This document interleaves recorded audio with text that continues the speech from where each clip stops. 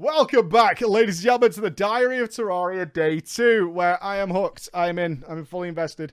I played this game off stream. I often don't ever play video games off stream unless it's something that I'm not allowed to show people. But I had to do something, and I only had an hour, so it's not worth firing the stream up. So I spent the night building PG towers. I also don't like, obviously, doing a lot of tedious building on stream if I can avoid it. We like to do progress. So I built PG towers off stream. I didn't do any farming or anything. I just expanded my base because organization's a nightmare. There's more crafting things and furnaces coming in that I know what to do with in my little shed, my hovel, my dungeon. That I found. So I expanded the towers and built a nice big PG logo on the top for PG Towers. And I used some wonderful crosses and things on top of it, which is to warn off enemies. I want that is what it's to do. Although, as we're going to find out later today, that was a bad idea. But little did I know. Goal of the day was tungsten. I'd found some tungsten the day before, but tungsten was a dramatic increase over the copper stuff that I had. So getting tungsten was my big goal of the day. So I wanted to dig down further and further, get some fine tungsten. I even used a Spelunker's potion here, which highlights the ores in the walls. So I could start seeing where it was and be a bit more specific. Already within a few hours of playing, I found it really cool that a lot of resources became superfluous. Like, I really like that aspect of it, is that it's like, oh, that's copper. Don't really need copper anymore. Moving forward, moving down, moving and looking for more things that are actually relevant. I also managed to find some gems and topaz and make myself a hook, which meant that I no longer needed to build platforms all the way down to hop in and out of the holes I was digging. It allowed me to move around much more freely and ascend up walls and things like that, which was super cool. Along with a number of accessories, like a rubber ducky and the ability to cling onto walls, I started finding these cool accessories that I could hold on to and make things happen, which was really fun. Now, the next thing that happened to me today, which is really interesting, is traditionally when we play building games on the stream, is regularly the stream chat will bemoan that I'm not decorating it well enough, or my walls are uneven, or I'm not building sort of ancillary stuff to make people happy, like my guide.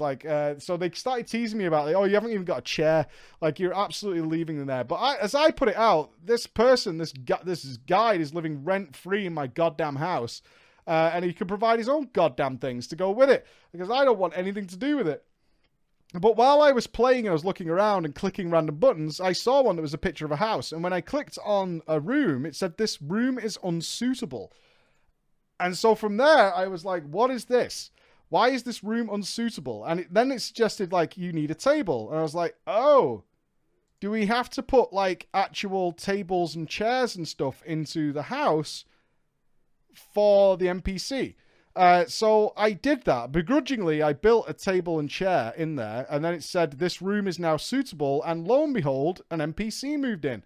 So I then gained the knowledge that we have to construct housing for NPCs to be able to live in the house, which then began another construction project, obviously, in order to make that happen. And I want to be clear, this is not a prison. It's a very beautiful environment for people to live in, and they have the absolute best quality space to go with it. At this point, we're about 9 hours into the game, to give context of where we are.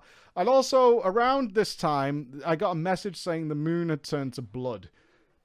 And then more and more monsters started bashing my doors that could also open my doors freely, which really got on my nerves. So I built iron doors to hopefully keep them out, and also started additional airlocks, because the airlock system I still think is pretty useful, being able to block things out and keep it going. But I also noticed that my house was permanently gloomy, and it was really freaking me out that my house was permanently gloomy and there was zombies and ghosts wandering around my house at all times. And it turned out that after checking, is using my graves from all the deaths I've had as decoration was actually causing monsters to appear. And was actually a big negative on my base. So very quickly I had to run around and I built a chest to hold all these things in, all these tombstones that I'd been leaving around the place from things sneaking into my base, harassing me and making things worse. Yeah, a bit of an egg on my face about that one, them turning up. But what I did find was a staff that summoned a familiar to come with me, a little ghost, little Billy the Ghost that actually flies through walls, attacks enemies and stuff, and actually made traversing and exploration so much easier. Like, it really changed the whole gameplay, is to have this little summoned creature that was able to help me out in all ways. That was super fucking fun. I built a 5-way airlock, but more importantly, I summoned my first boss. Which was a big, giant eyeball. And yeah, I am a little... I don't know how to kill this. What it looks like to me is, one, I'm undergeared and not ready for this. And I think the idea with the game is that I have to build my own boss arenas that suit what the boss mechanics are, which is something I find really exciting. Like, really exciting is to see what the boss mechanics are and then build an appropriate arena to combat them in some way. So that's my goal at the moment, is to figure out a boss arena. It looks like it needs to be pretty wide and pretty spacious in order to make it useful for me. So I've started building this box with some wide platforms so I can have a go at it. But one thing I can't do is actually summon it.